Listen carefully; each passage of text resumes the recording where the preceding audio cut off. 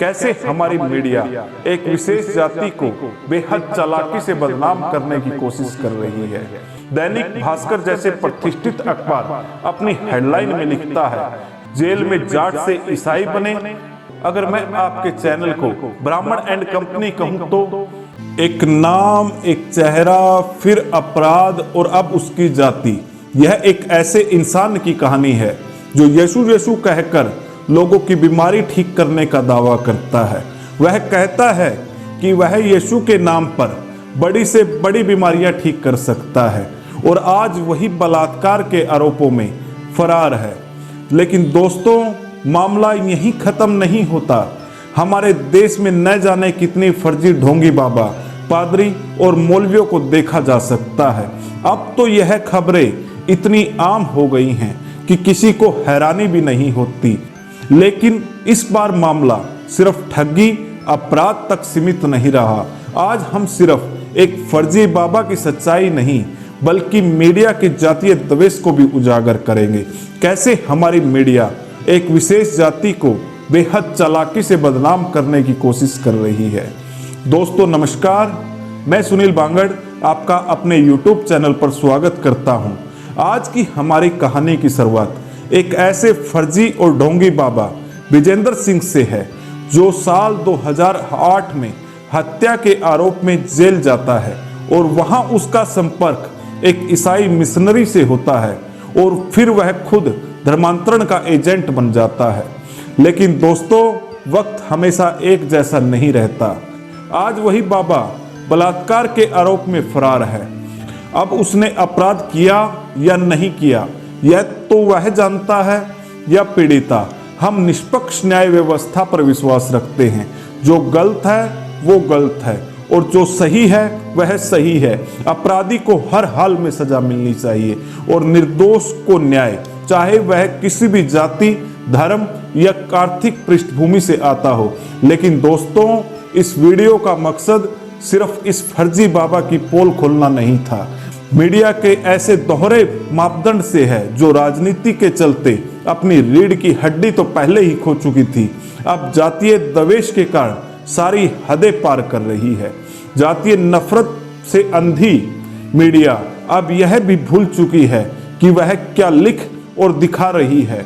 अब मीडिया को अपराध की जगह अपराधी की जाति में ज्यादा दिलचस्पी आने लगी है। ऐसा ही कुछ इस ढोंगी बाबा विजेंद्र सिंह केस में भी देख सकते हैं।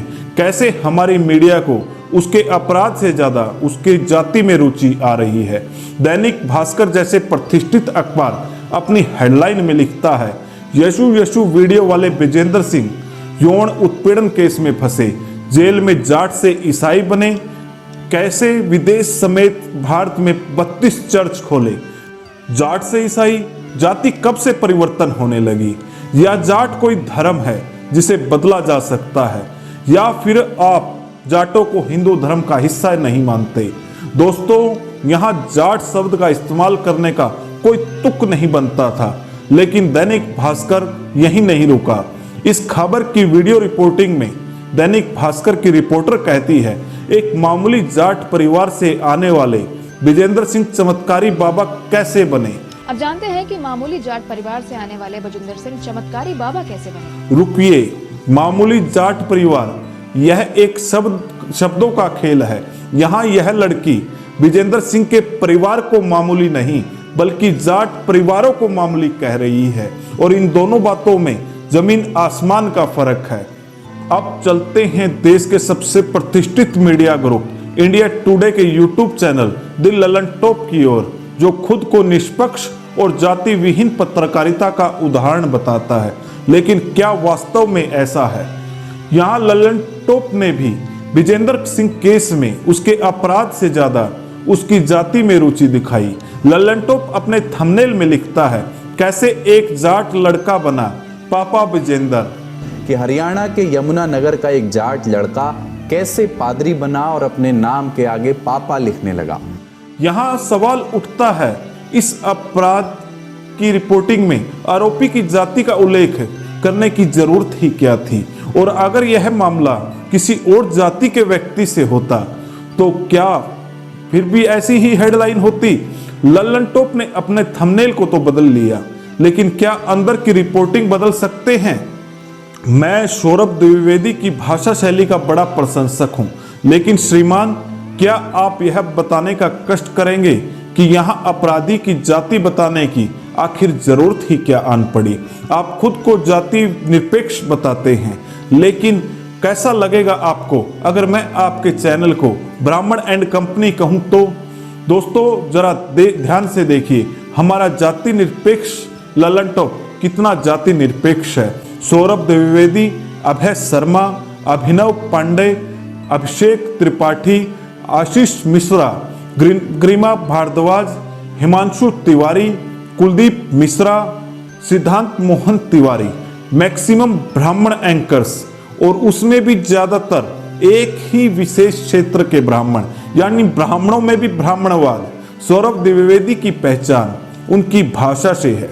उनकी भाषा पर जबरदस्त पकड़ है, लेकिन क्या यह पकड़ सिर्फ विशेष वर्ग के लोगों के लिए ही आरक्षित है? सौरभ द्विवेदी लल्लन टॉप पर नेता नगरी नाम से एक शो करते हैं।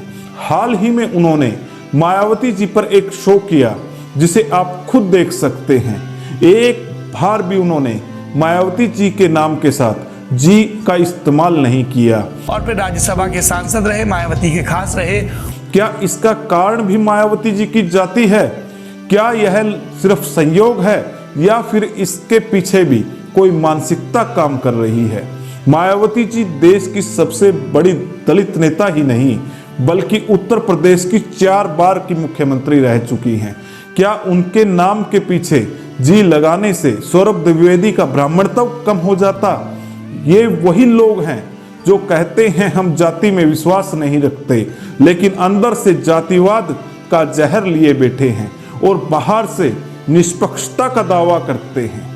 दोस्तों, मुद्दा सिर्फ विजेंद्र सिंह केस नहीं, बल्कि उस मानसिकता का है जो खुद को निष्पक्ष बताकर संविधान अनुसार जाति को हथियार की तरह इस्तेमाल करती है।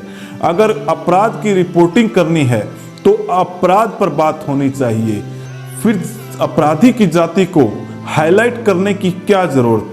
क्या यही निष्पक्ष पत्रकारिता है? दोस्तों, हम जाट हैं और हमें अपने अस्तित्व पर गर्व है। हमें कोई कितना भी बदनाम करने की कोशिश कर ले, लेकिन हमारा इतिहास और वर्तमान हमारी बहादुरी और बलिदानों का गवाह रहेगी। इतिहास हमें हमेशा याद रखेगा जब सारी दुनिया इस पूंजीवाद के आगे नतमस्तक हो गई थी, तब सिर्फ जाटों ने उनका मुकाबला किया। और मैं यहाँ उन सभी को यह भी कहना चाहता हूँ, आज हमें कितना भी बदनाम करने की कोशिश कर ले, समय बदलने में समय नहीं लगता। और अपने जाट समाज से भी आग्रह करता हूँ, अपनी आवाज उठाओ और अपने स्वाभिमान की रक्षा करो।